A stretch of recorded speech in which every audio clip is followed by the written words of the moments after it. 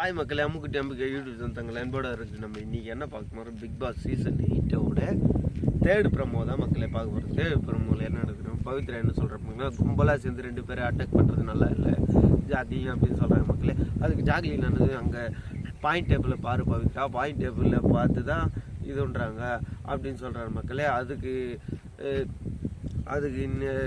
இது முத்து என்ன சொல்கிறாங்க பார்த்தா, முத்து வந்து பவித்ரா இப்போது நீங்கள் வந்து ரயான் டீம்னு வச்சுக்கிங்களா, நான் அப்படிலாம் விளையாடல முத்து, நான் எல்லோரும் அவன் போடு இவ போடு இவன் போடு அவன் போடு எல்லா போர்டுமே தான் நான் எடுத்தேன், அவங்க போர்டு இவங்க போர்டுலாம் தனியாக பிரித்து எடுக்கலை அப்படின்னு சொல்கிறேன் மக்களே.